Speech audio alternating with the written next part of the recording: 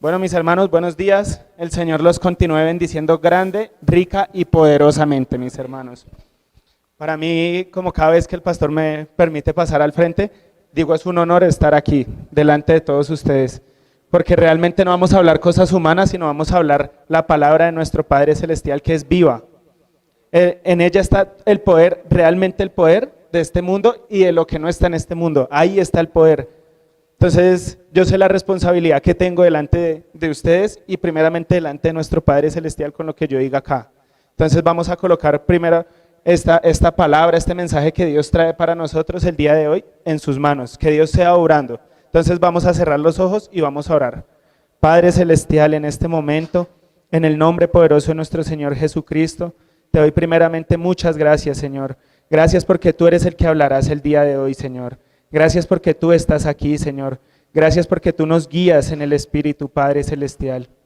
Y yo sé que cada palabra que va a salir de mis labios en esta mañana, Señor, serás tú hablando. No soy yo hablando humanamente, sino eres tú, Padre Celestial. Eres tú usándome como ese vehículo, Señor.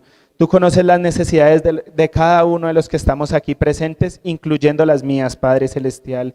Tú las conoces, Señor. Deseamos escucharte a ti, Padre amado, Señor. Ellos no desean escucharme a mí, sino a ti, Padre Celestial. Te damos muchas gracias en el nombre poderoso de nuestro Señor Jesucristo. Gracias, Padre Celestial. Amén y amén. Mis hermanos, quiero empezar citando el versículo que nos leía nuestro hermano Juanito esta mañana, en Hechos 20:29. Dice, porque yo sé que después de mi partida entrarán en medio de vosotros lobos rapaces que no perdonarán al rebaño. Estamos viviendo tiempos, mis hermanos, donde el enemigo se levanta.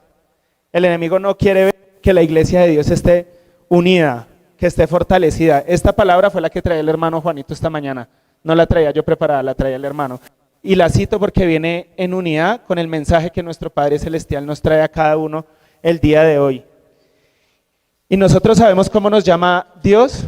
Dios nos llama hijos de Dios, embajadores de Cristo, real sacerdocio, hermanos en Cristo, soldados de Cristo, luz del mundo, sal del mundo, discípulos del Señor. Somos santos en el Señor Jesús, elegidos por Dios, ciudadanos de los cielos, amigos de Dios, siervos de Cristo, herederos de Dios, testigos de Cristo y ovejas de Cristo.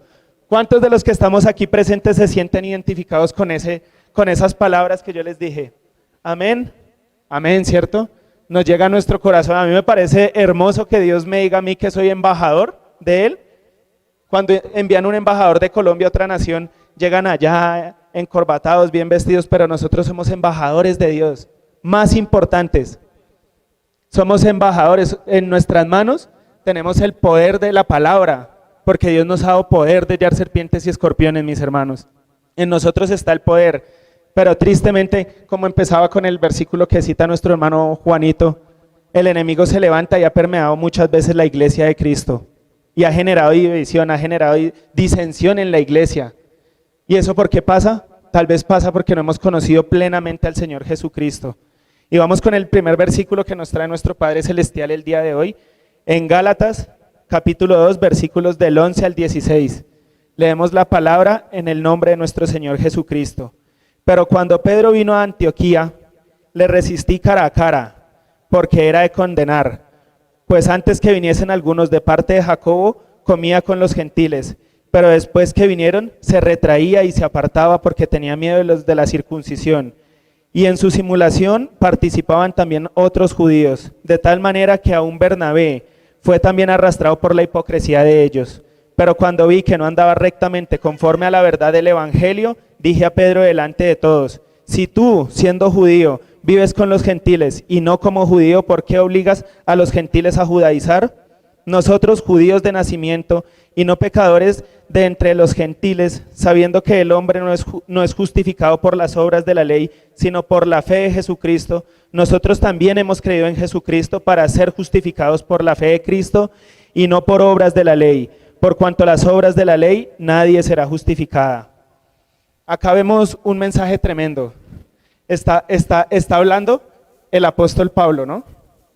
Y está diciendo que él tuvo que exhortar ¿a quién? A Pedro. Y sabemos que Pedro fue el primer pastor, ¿no? Apóstol. Él estuvo a los pies del Señor Jesucristo, estuvo con el Señor Jesús. Vemos a Pedro en muchas partes de la palabra, en los evangelios, ¿no? Vemos en Lucas 5 cómo Pedro llega a Cristo. Vemos que Pedro también estuvo en la transfiguración del Señor Jesucristo.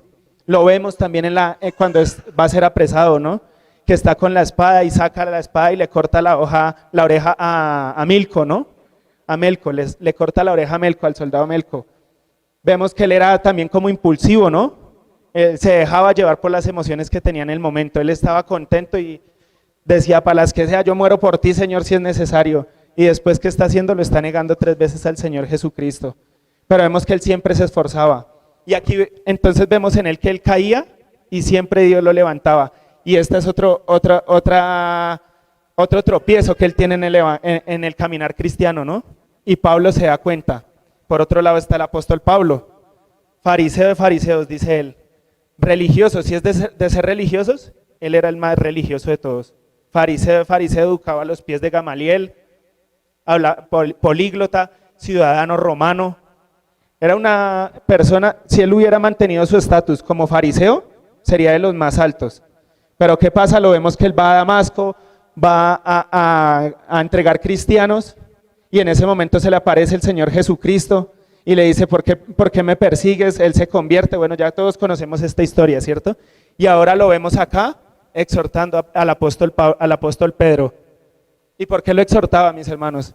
Porque él se daba cuenta que aunque Pedro había visto al Señor Jesucristo cara a cara, que aunque Pedro lo había visto hacer milagros, que aunque Pedro lo había visto sanar ciegos, que aunque Pedro lo había visto glorificarse en su plenitud, sanar a los cojos, ¿qué pasaba? Había entrado en él la religión, continuaba la religión en él. Y sabemos que la religión en la palabra representa como quienes, como los fariseos. Los fariseos están en la palabra y Dios no quiere que sus hijos sean religiosos. Dios quiere que sus hijos sean verdaderos hijos de Dios. Por eso es el título de esta mañana, siendo verdaderos hijos de Dios.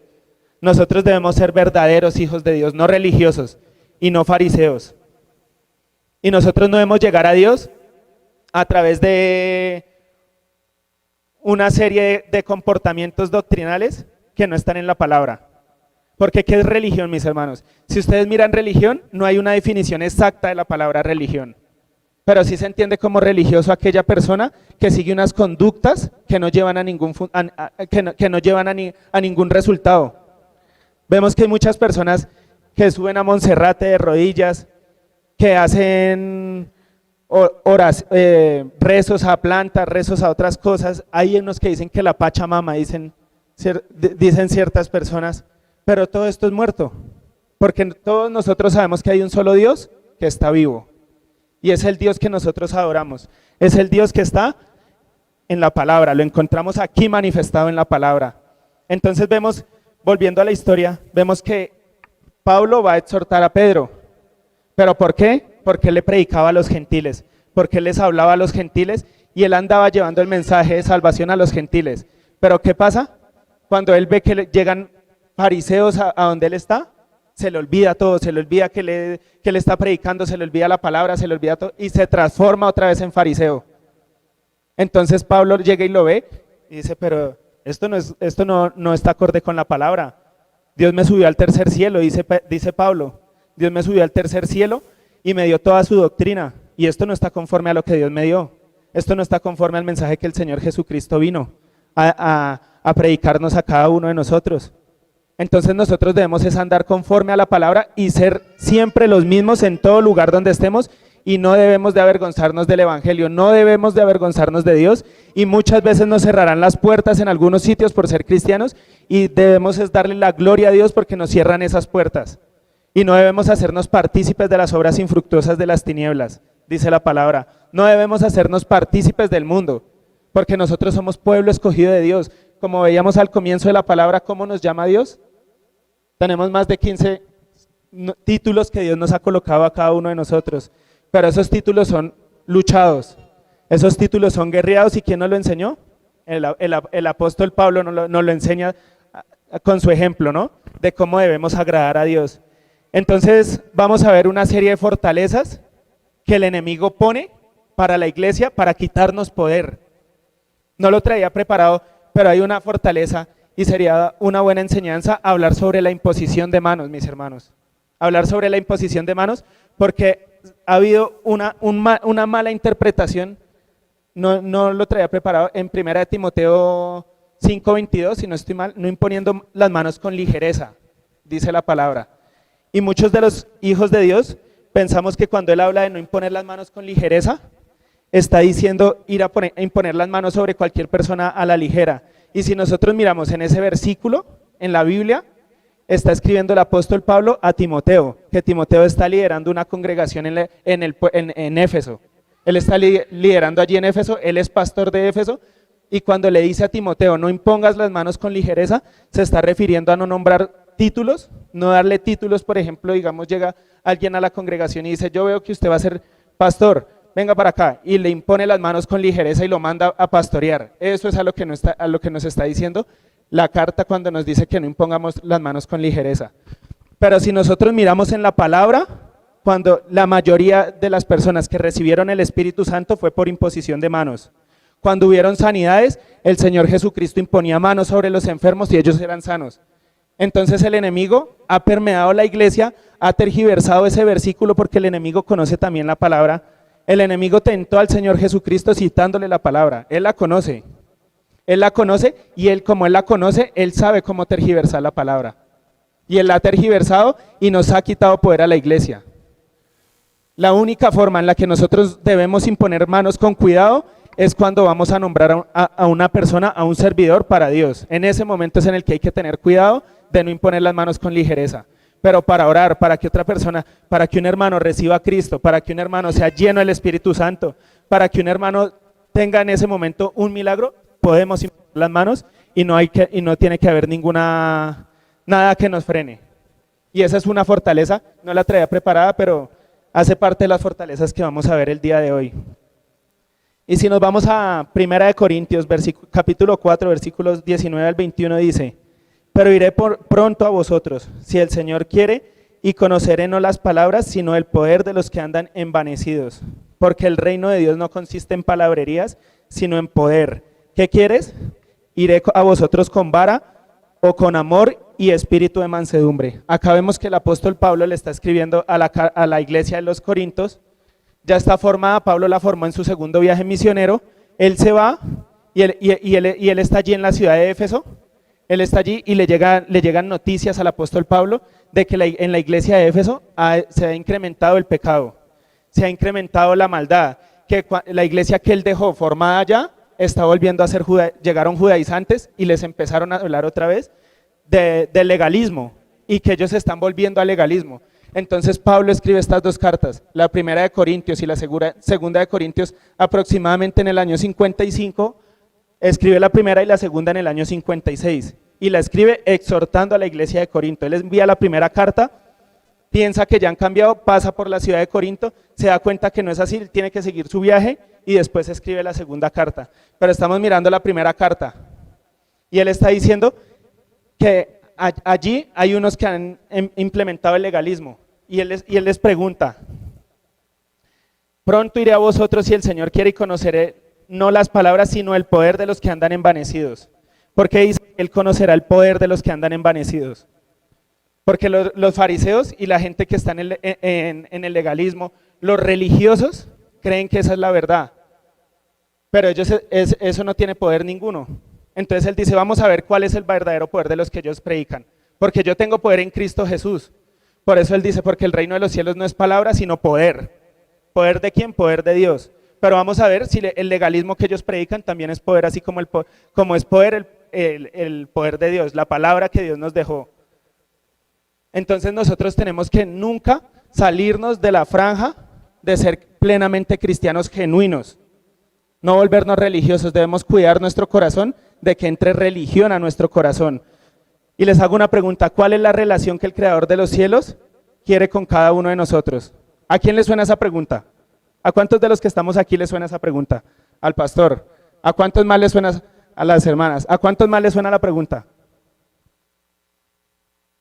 Pues los felicito a los que les sonó la pregunta porque es el discipulado que se dicta en la congregación. Ese es el fundamento de lo que se busca en el discipulado que se dicta aquí. Y los que no lo han recibido, los invito a que lo reciban, porque a través de este discipulado conoceremos plenamente cuál es la relación que el Dios Todopoderoso quiere tener con cada uno de nosotros. Ese es el fundamento del discipulado, conocer plenamente que Dios no quiere religiones entre Él y nosotros, que Dios lo único que quiere entre Él y nosotros se llama Jesucristo. Él es el único que Dios quiere, y que para llegar a Dios no tenemos que llegar con religión, no tenemos que llegar con conductas que tal vez ni tendrán ningún fundamento, sino que lo que realmente Dios quiere es un corazón dispuesto a agradarle, a exaltarle y a estar con Él en todo momento. Entonces es necesario conocer plenamente la palabra de Dios, es necesario conocerlo, porque ¿qué pasa? ¿Se acuerdan que el Señor Jesucristo decía, escudriñad las Escrituras porque en ellas os parece que hallaréis la vida eterna? En las Escrituras está la vida eterna, acá está la vida eterna, pero ¿sabe qué pasa? Que hay muchas cosas religiosas, muchas tradiciones religiosas que se han metido en los cristianos. Si nosotros miramos, el pueblo de Israel tiene su tradición, tiene un libro que es en el que ellos se basan, y tienen aparte de eso un libro de tradiciones. Y ellos miran las tradiciones también para fundamentar la palabra. Nosotros no tenemos ningún libro de tradiciones, pero sí tenemos malas tradiciones como cristianos. Malas cosas que no edifican a la iglesia, malas cosas que no nos edifican a cada uno de nosotros y que cuando se aplican no vemos resultados. Y al contrario, ¿qué están haciendo? Poniendo freno. Porque el Señor Jesucristo quiere que lo veamos cara a cara a Él. Quiere que obremos plenamente como si lo hubiéramos visto a Él. Vemos la gloria del Señor Jesús todos los días. Yo veo todos los días el amor de Dios manifestándose en mi vida. Y eso es lo que me enamora cada día más de ser cristiano. Porque les soy sincero, yo llevo muy poco en el evangelio, como decía el pastor. Yo más o menos 2 años y medio. Antes de asistir a la congregación ya estaba estudiando la palabra. Cuando el pastor me fue a hablar de la palabra, yo le dije, no, yo no quiero saber de eso, porque es un control social, pensaba yo. Pensaba yo que me iban a meter en una religión. Pensaba yo era que iba a llegar a hacer cosas que no tenían fundamento. Yo siempre había asistido a la religión tradicional y nunca sentía nada, la verdad. Yo llegaba allá, me arrodillaba, mi mamá me decía, ore, yo oraba y no sentía nada. Así como entré, así salía. Y los que yo veía que estaban allá, así salían. Y salían al mundo a hacer exactamente lo mismo. Pero cuando empecé a estudiar la palabra, cuando empecé a entender el misterio que esconde este libro, empecé a ser transformado por Dios. Y cada día Dios me enamora más. Y cada día el Señor Jesucristo me enamora más. Porque sé que estoy pegado realmente a la verdad. Y lo que está en este libro es la verdad. Lo que no está en este libro, así se lo diga alguien que está acá al frente, así no lo diga un pastor famoso, el más reconocido, es mentira porque viene palabras de hombres. Lo que es verdad es lo que está aquí. Acá es donde está la verdad. Por eso tenemos que escudriñar y conocer este libro. Más que tener una profesión y sabernos desenvolver en nuestra profesión de memoria, tenemos es que saber desenvolvernos en la palabra de Dios. Entonces en todo momento debemos estar afirmados y pegados es a la palabra. Y cada cosa que veamos, el Espíritu nos va a hacer sentir si es de Dios o no es de Dios. Y cuando sintamos que no es de Dios, vamos a la palabra y escudriñamos a ver si es verdad. Porque el enemigo también puede operar a través de pensamientos en nosotros. Debemos tener discernimiento. Debemos crecer en la palabra y saber discernir qué viene de Dios y qué no viene de Dios. Porque muchas veces algo viene de Dios y el enemigo pone un pensamiento para que nosotros lo quitemos. Y si nos dejamos llevar por una tradición, por una fortaleza que el enemigo ha colocado, nos dejamos llevar por esas fortalezas y escuchamos, perdemos las bendiciones de Dios. Y hoy en día hay muchas personas que se están muriendo en hospitales y en clínicas siendo hijos de Dios. Personas que conocen la palabra, conocedores de 20, 30 años, están allá en las clínicas postrados. Y no es la voluntad de Dios. La voluntad de Dios no es que esas personas estén allá. La voluntad de Dios es que ellos estén sanos, que estén aquí alabando y exaltando a Dios, pero tristemente ha llegado tradiciones a ellos y ha llegado fortalezas que los tienen allá. Inclusive dicen, ¿será la voluntad de Dios que yo esté aquí? Cuando la voluntad de Dios es que sus hijos estén prósperos. ¿O ustedes creen que el sacrificio que el Señor Jesucristo hizo fue fácil? Él pagó toda nuestra salud, nuestras dificultades, nos dio la vida eterna, todo eso lo pagó Él en la cruz del Calvario, pero el enemigo se quiere robar eso a través de mentiras y a través de engaños.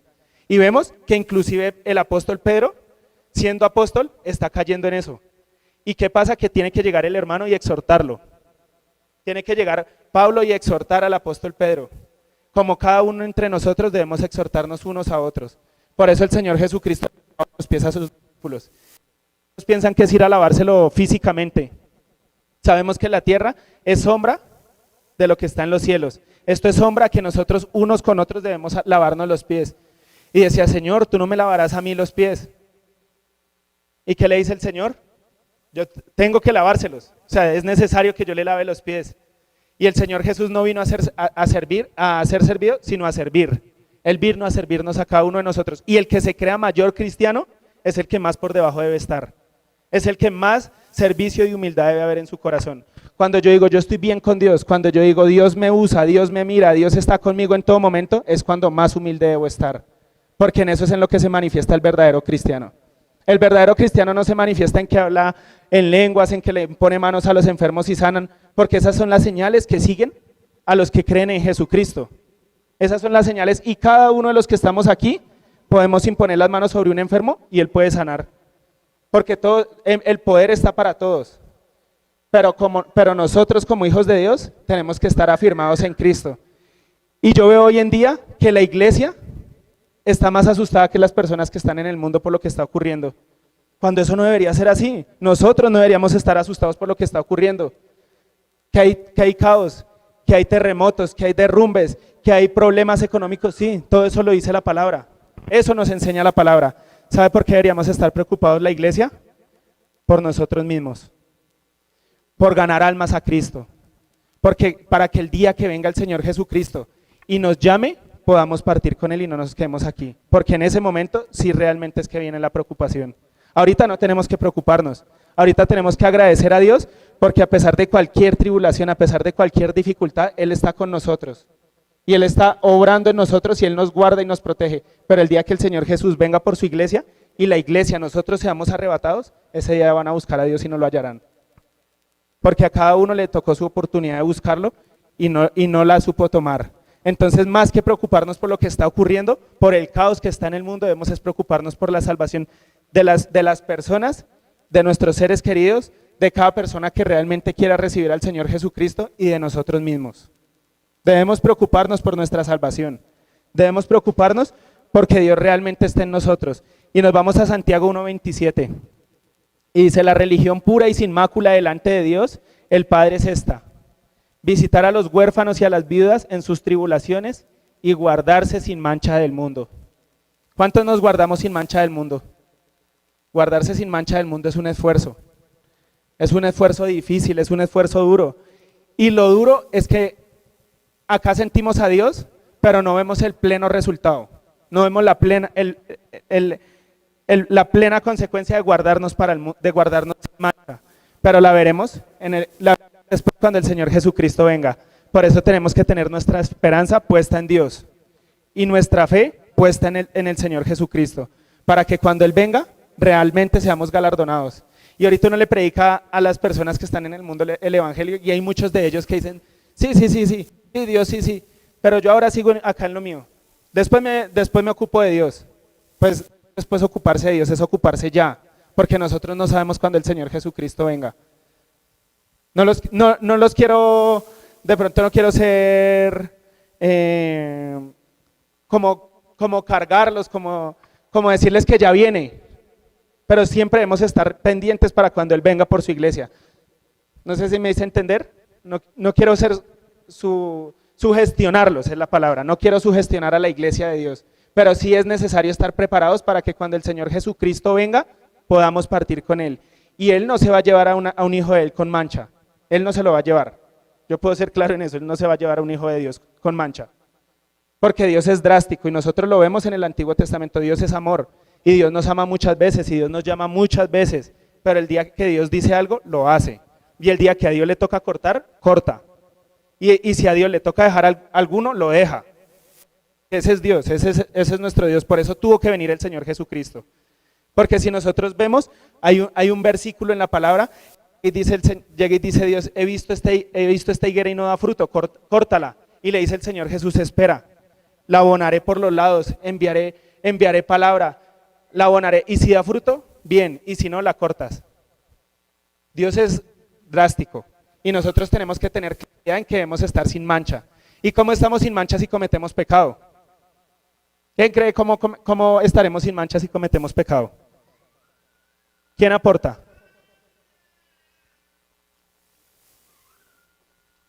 Nos mantenemos sin mancha en oración, cuando estamos orando, cuando estamos entregándole a Dios cada noche, cuando llegamos allá a nuestra habitación en lo secreto y nos arrodillamos y le damos gracias a Dios por ese día que Él nos dio más de vida.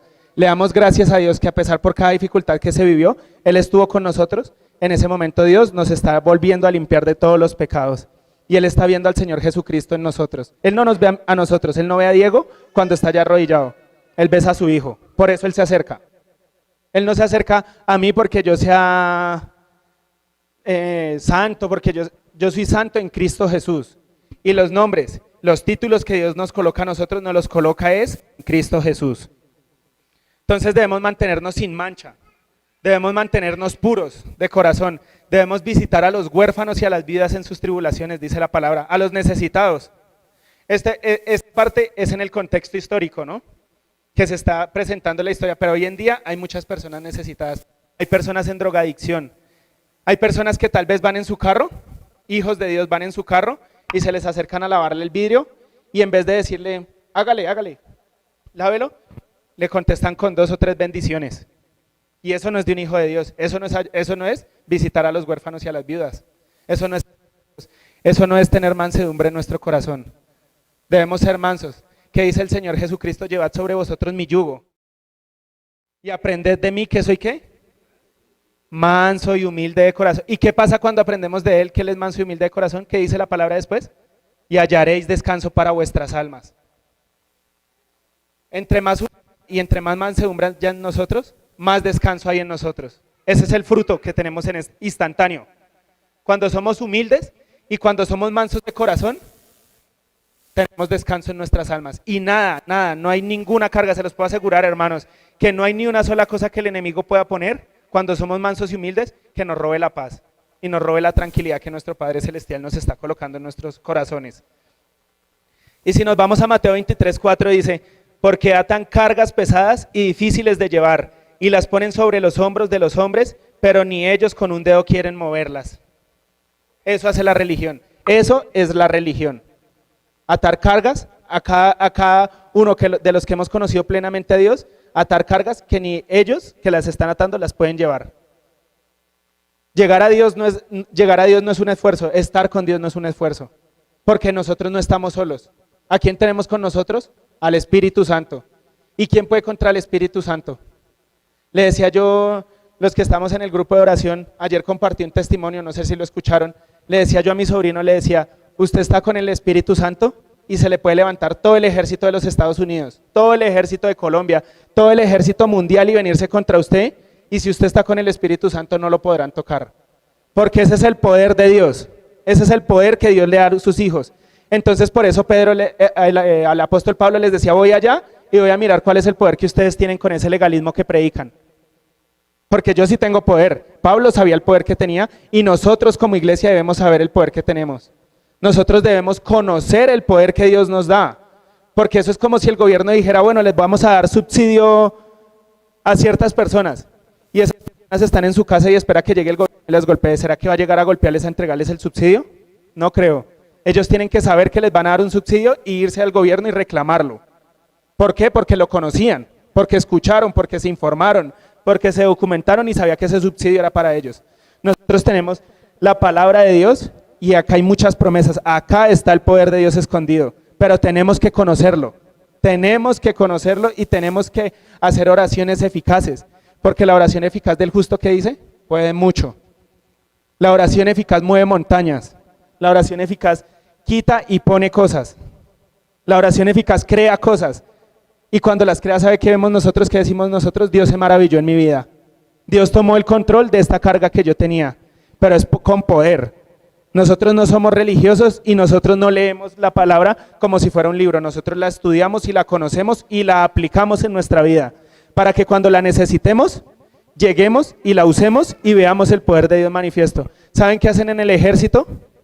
¿Cuántos prestaron servicio? ¿Cuántos de los que están aquí prestaron servicio? Yo no presté servicio, pero lo he escuchado. El ejército se entrena todos los días, tienen un entrenamiento riguroso. Ellos cogen, cuando llegan al tercer mes de que llegan allá al ejército, cogen un fusil y lo arman en 20 segundos, 30 segundos, 50 segundos. Arman un fusil y todos los días los ponen a armar y a desarmar el fusil, los levantan a las 5 de la mañana, se vayan en 3 minutos, llegan y me decían que les tiran una moneda y tiene que saltar la moneda en la cama, tendiéndola en 3 minutos, y es un entrenamiento riguroso, difícil, duro, complejo, para que en el momento que llegue la guerra sea fácil, para que la guerra sea un juego. Ellos se entrenan duro para que cuando estén en la guerra, ya en el combate, sea fácil. Así tenemos que ser nosotros. Tenemos que tener un entrenamiento riguroso en la palabra de Dios.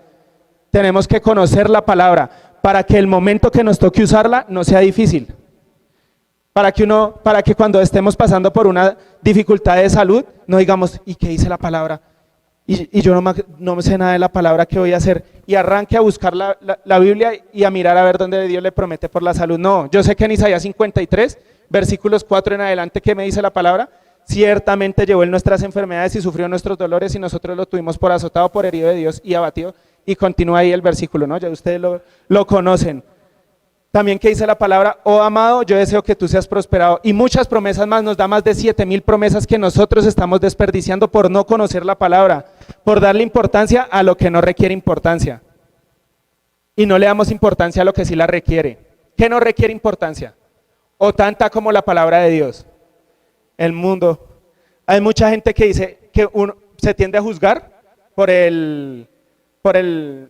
la medida económica, ¿no? Él es exitoso. Uy, es que él tiene una camioneta tremenda, él tiene una casotota de 2,000, 3,000 millones, él viaja a Estados Unidos, conoce todo el mundo, él es exitoso. Aparentemente y visualmente podrá hacerlo, pero su corazón, ¿será que sí está con Dios? ¿Será que realmente él sí está agradando a Dios? ¿Será que si una persona de esa se le acerca a alguien y le pide plata, será que sí le colaborará? ¿Una persona con necesidad? ¿Cómo estamos de corazón? ¿Y a qué le estamos dando importancia? ¿Será que sí le estamos dando importancia a la que se debe a la palabra de Dios cada día, en cada momento? Es una pregunta que debemos hacernos todos los días, en todo momento. Y debe inquietarnos, debe gustarnos, debemos deleitarnos en la palabra. Para nosotros estudiar la palabra no debe ser un sacrificio, debe ser un deleite, debe ser un gozo llegar allá y estudiar la palabra. Y si nosotros nos vamos a Apocalipsis 3, él decía, unge tus ojos con colirio para que veas. Unjamos nuestros ojos con colirio para que podamos ver. ¿Y qué es ungir nuestros ojos con colirio? La palabra. Cuando nosotros nos limpiamos, como cuando el Señor Jesús iba a hacer el milagro al ciego y escupió y le echó tierra en los ojos, y él fue y se los quitó y vio plenamente, así debemos aplicarnos colirio nosotros. Y ese colirio se aplica, es a través de la palabra, es en oración, alabando al Señor.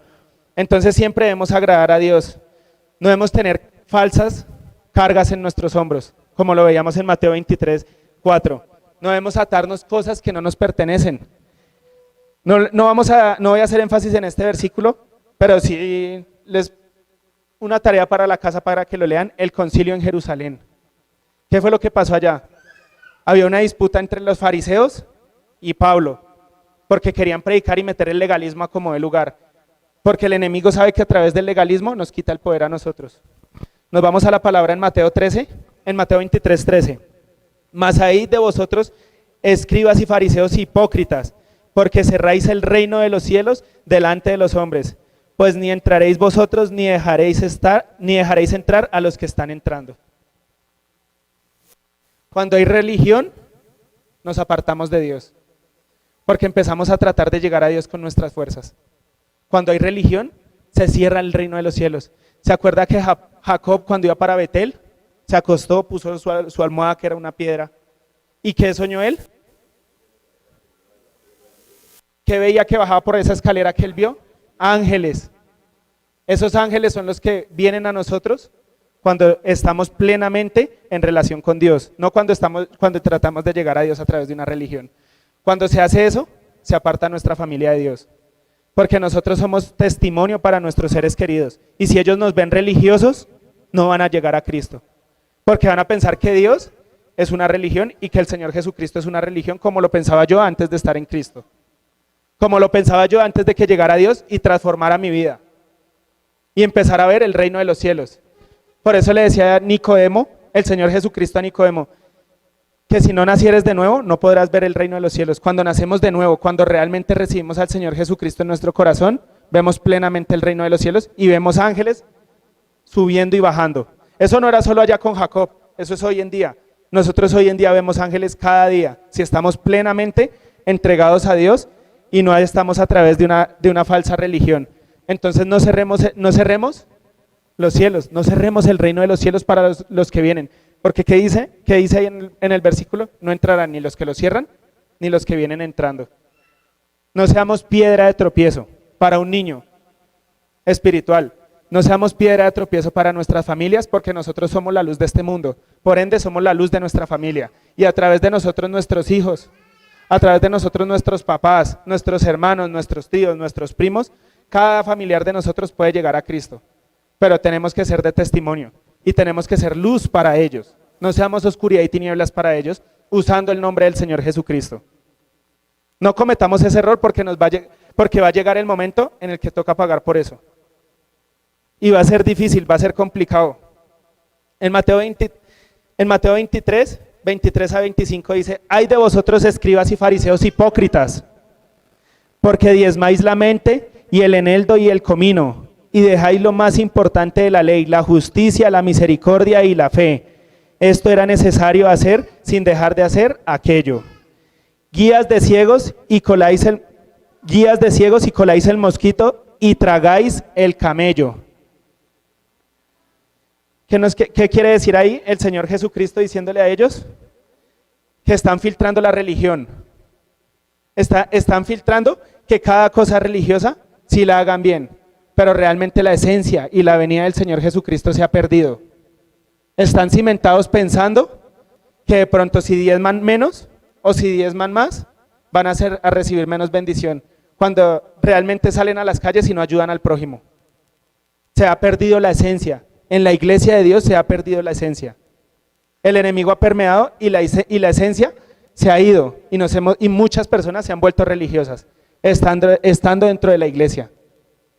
Han pensado que de pronto orar y recitar versículos es estar en plena comunión con Dios. Y por eso decía: de labios me adoran, pero su corazón está apartado de mí. Cuando nosotros oramos tenemos que disponer a Dios nuestro corazón. Y tenemos que hablar lo que Dios coloque en nosotros. No tenemos que orar de pronto siguiendo un procedimiento o siguiendo una clase de ritos, sino debemos orar con un corazón dispuesto. Eso es lo que Dios premia: la disposición y la entrega de corazón. Y no debemos colar el mosquito, como decía la palabra, y dejar pasar el camello. ¿Cuál es el mosquito? ¿Cuál creen ustedes que es el mosquito? ¿A qué se refiere el versículo? ¿Cuál creen ustedes que sería el mosquito? El mosquito es tal vez ayunar para que los hermanos en Cristo digan: uy, vea, ese hermano se ayuna. Cada vez que se lee la palabra, uy, vea, andar hablándole a todo el mundo: es que yo hoy estudié la palabra 3 horas. Es que hacer cosas para agradar a los hombres. Ese es el mosquito. ¿Y cuál es el camello? Realmente hacer cosas para Dios. Cuando ayunemos, no seamos como los fariseos, dice la palabra, ¿cierto? Que ellos salen y gritan. No, nosotros debemos es en silencio y para Dios. Cada vez que ayudemos a alguien, miremos que esa persona que estamos ayudando no nos pueda devolver. O sea, ¿a quién debemos ayudar? A los más necesitados. Porque si uno le presta a un rico, esperando que esa persona algún día nos preste, la retribución viene de esa persona. Pero cuando le damos a una persona que no nos puede devolver, ¿quién es el que nos devuelve? ¿Quién nos recompensa? El que al pobre da, a Dios presta. Entonces, cada vez que démosle a alguien que no nos pueda devolver. Y tengamos tranquilidad en nuestro corazón de que la recompensa viene de nuestro Padre Celestial. Y no colemos el mosquito y traguemos y pasemos el camello. Al contrario, comámonos el camello nosotros y apoderémonos de ese camello. Que seamos mansos, que seamos humildes, que haya en nuestro corazón el servicio. Llenémonos cada día más de la presencia de Dios. Dejemos que Dios escriba su palabra en nuestros corazones. Él ya lo hizo. Vivamos esa palabra, vivamos lo que Dios nos está hablando a nosotros. El que tome la palabra el día de hoy saldrá siendo un verdadero cristiano. Y acá le entrega todas las cargas, toda esa religiosidad que tal vez ha habido, que por años ha estado en los corazones de algunos, toda esa religiosidad, todas esas cosas se quedan acá, el día de hoy. Y de aquí realmente vamos a salir teniendo una plena relación con nuestro Padre Celestial. La importancia de hacer el discipulado, ¿no? Vamos a salir con ganas de comernos la Biblia, de coger la Biblia y sentarnos y leerla todo el día, toda la noche, en todo momento estar con la Biblia. En Hebreos 12:1 dice, por tanto nosotros también, teniendo en derredor nuestra tan grande nube de testigos, despojémonos de todo peso y del pecado que nos asedia y corramos con paciencia la carrera que tenemos por delante. Esa paciencia nos la da Dios a través de la palabra y se vienen tiempos difíciles. Iglesia, se vienen tiempos duros para todos. Se vienen tiempos donde no podemos estar dormidos, donde la iglesia debe estar orando y clamando al Señor. Ya se cumplió, el reloj bíblico es Israel, y ellos fueron constituidos nación el 14 de mayo de 1948. Ellos fueron constituidos nación. Y si nosotros vemos, cada día se está impulsando más la maldad en el mundo. Algunos piensan que estando en Canadá se van a salvar, o que estando en Estados Unidos, o que estando en los países del primer mundo se van a salvar de la consecuencia difícil que viene para el mundo. Ellos piensan que allá se van a salvar. Y esa no es la salvación. ¿Saben dónde está la salvación? En el paraíso. En Cristo Jesús está la salvación. Y el paraíso se hizo hombre. Y nosotros tenemos acceso a ese paraíso, al paraíso donde estuvo Adán y Eva, nosotros tenemos acceso. Nosotros tenemos acceso al paraíso y ya estamos en el paraíso. De pronto dirán, el hermano se le corrió la teja. Bíblicamente, no les voy a demostrar ahorita citas bíblicas, pero les puedo decir, bíblicamente comprobado, que nosotros ya estamos en el paraíso. Que si nosotros estamos en Cristo, ya estamos en el paraíso. Estudien Génesis, ahí se van a dar cuenta. Cuando Dios saca a Adán y Eva y deja el árbol ahí y pone la espada, estudien esa parte. Se los dejo de tarea, busquen el versículo. Ya estamos en el paraíso, cuando estamos en Jesús. Cuando no estamos en Jesús, estamos en este mundo. Entonces allá es donde está la salvación, en el paraíso.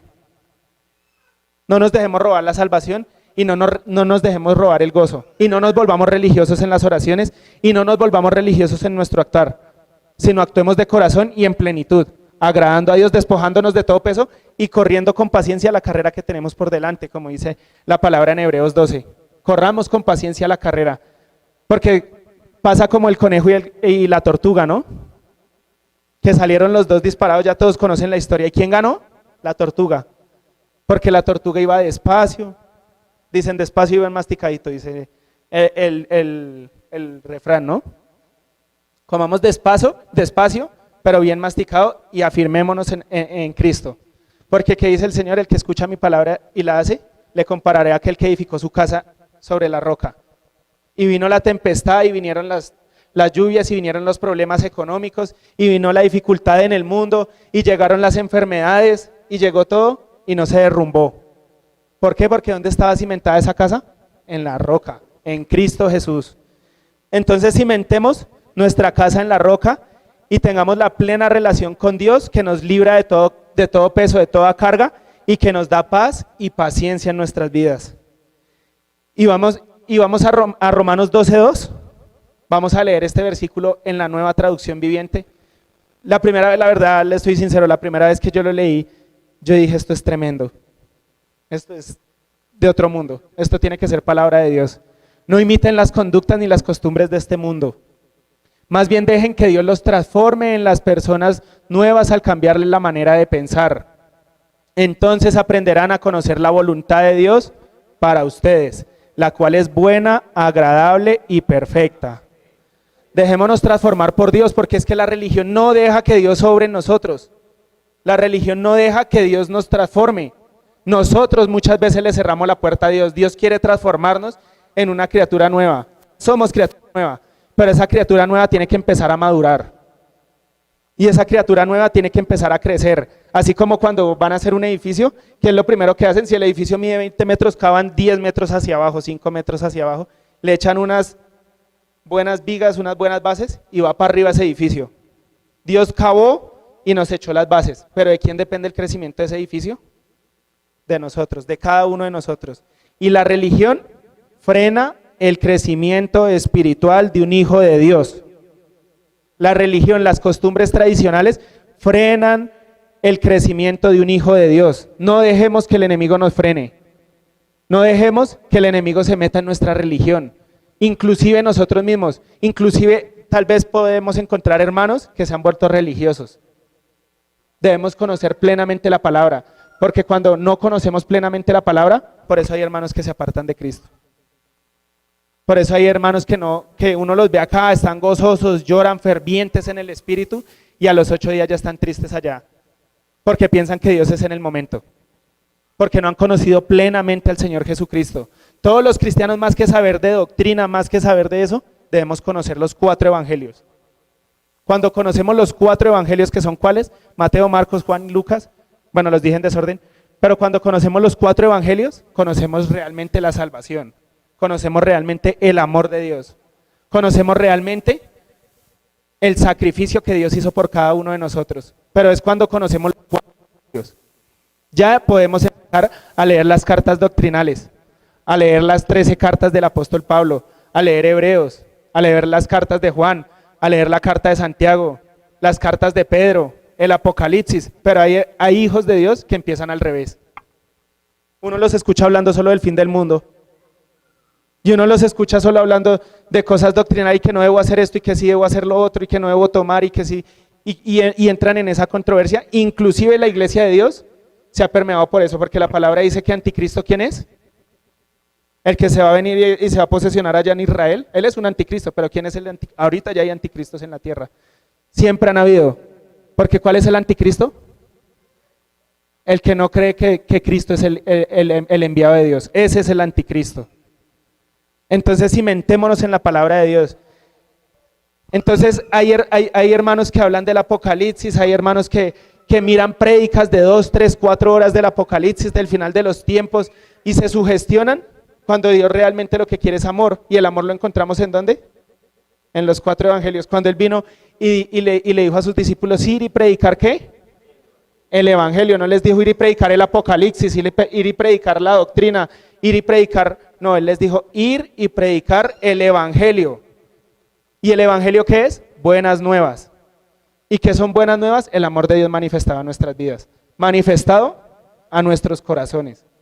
No perdamos el amor de Dios y no quitemos los ojos de Dios por volvernos religiosos, mis hermanos.